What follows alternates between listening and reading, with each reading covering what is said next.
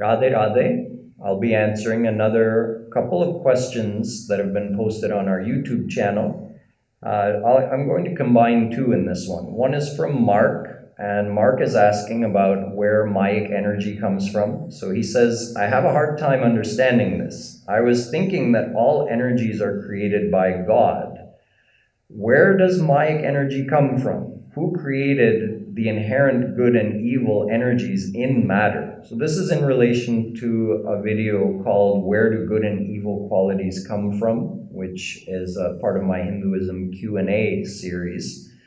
In that video, I had mentioned that good and evil qualities are eternally inherent in Maya. So Maya is an eternal energy.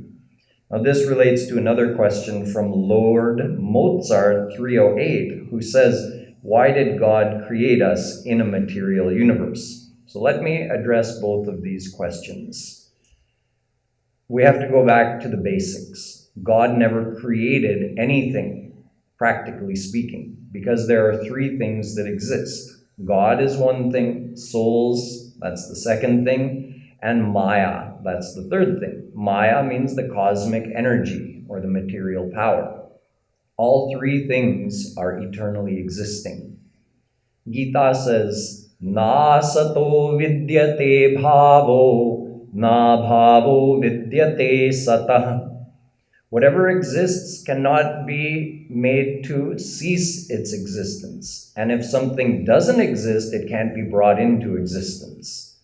In other words, whatever exists, and there are only three things, God, souls, and Maya. Whatever exists has always been here and will always remain. So God has not created the souls. We have existed forever, just like God has. And God has not created Maya. The material energy has also existed forever.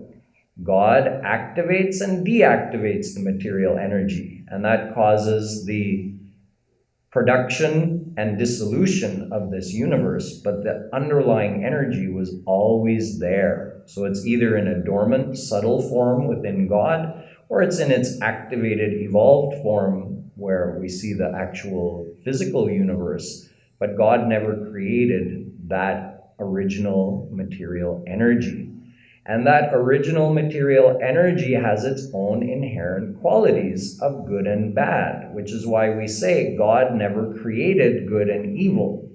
Maya has existed forever, which means the good and bad qualities of Maya have also existed forever.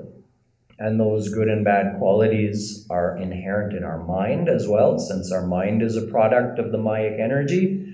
So that means the potential for good and evil exists within each one of our minds, and it's a question of which one we develop. So to come back to the question of where does Mayic energy come from, it never came from anywhere. It's always existed. And the next question from Lord Mozart 308, why did God create us in a material universe? Well, first of all, God never did create us. We have existed forever. And did he put us in this material universe? No. We have existed since eternity under the bondage of Maya.